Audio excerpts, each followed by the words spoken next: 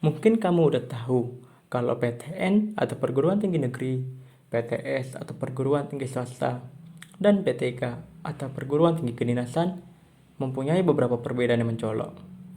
Mulai dari statusnya, pembiayaannya, cara belajarnya, lingkungan kampusnya, dan lain sebagainya. Makanya, ketika kamu menentukan kampus, perlu tahu betul karakteristik ketiganya. Yuk, kita bahas perbedaan-perbedaan antara PTN, PTS, dan juga PTK.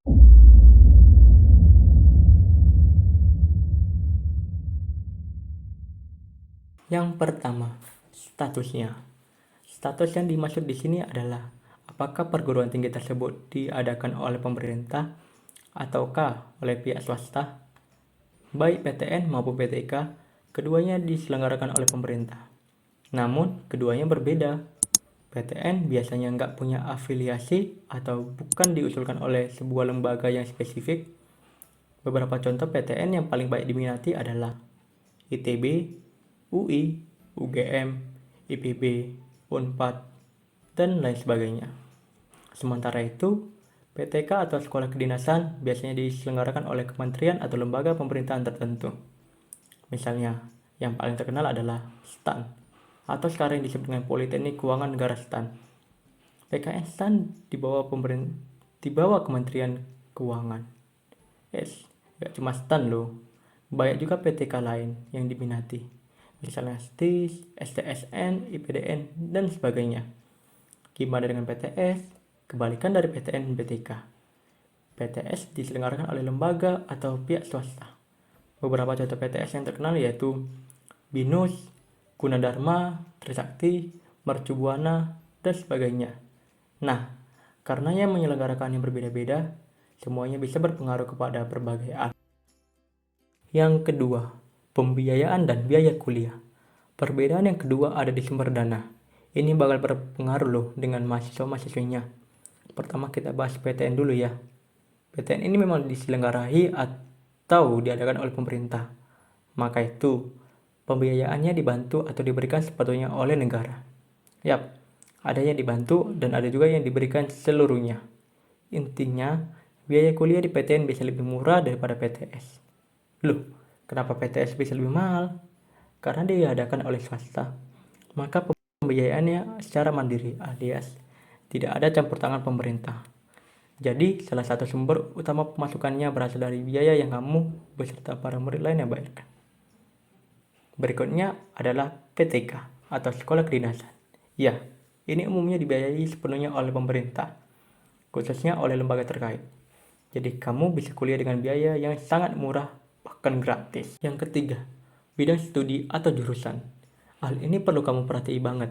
Soalnya, tiap kampus atau universitas mempunyai jurusan atau program studi unggulannya masing-masing.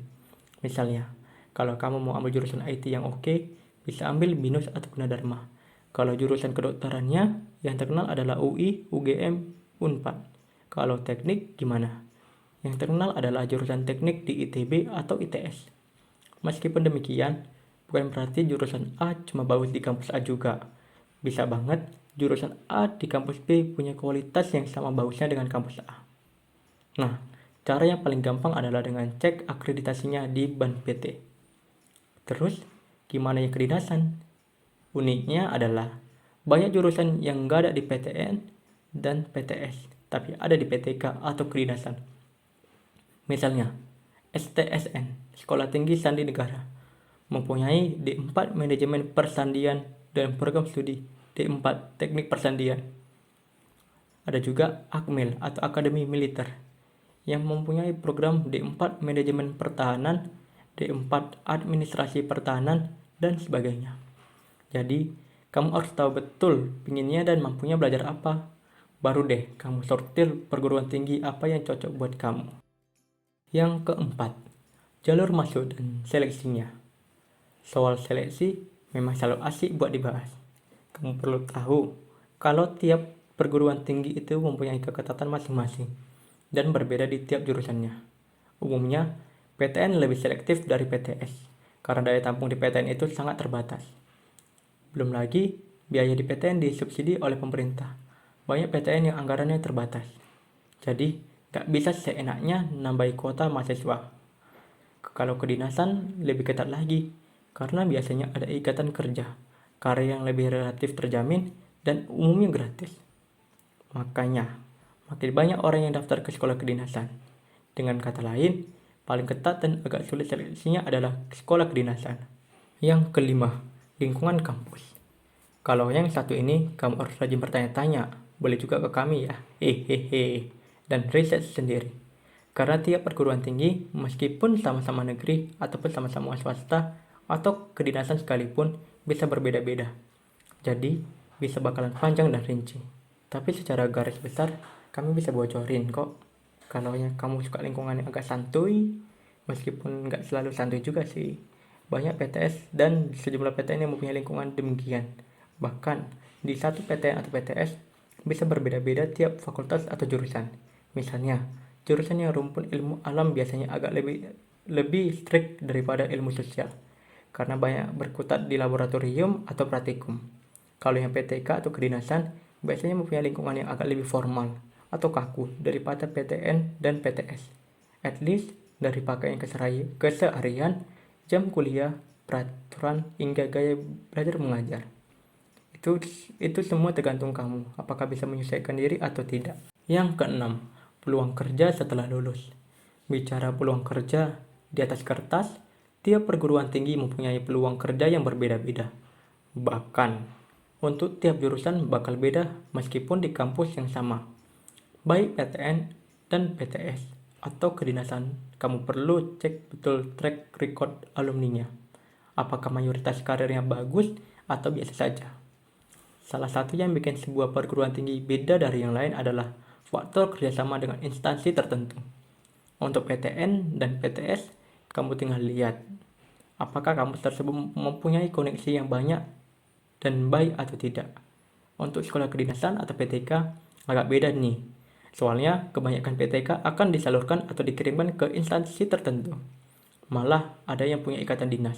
Artinya kamu wajib kerja di instansi yang terkait dengan kampus yang kamu belajar. Misalnya, kamu masuk STAN. Mungkin banget kamu bisa disalurkan ke Kementerian Keuangan atau Perpajakan. Bahkan tanpa perlu apply atau kirim-kirim CV. Seperti kebanyakan alumni PTN atau PTS. Intinya yang perlu kamu yakini ialah itu semua tergantung usaha dan doa dari tiap individu. Kamu mau kuliah dimanapun akan bisa sukses kalau kerja keras dan selalu belajar. Oke, itu dia sejumlah perbedaan antara PTN, PTS, dan PTK. Semuanya mempunyai kelebihan kekurangan masing-masing. Dan akan relatif juga buat tiap-tiap orang. Oh iya, kalau masih ada yang ingin ditanyakan, bisa ditanyakan di kolom komentar ya. Semoga dapat membantu. Terima kasih. Salam kedinasan.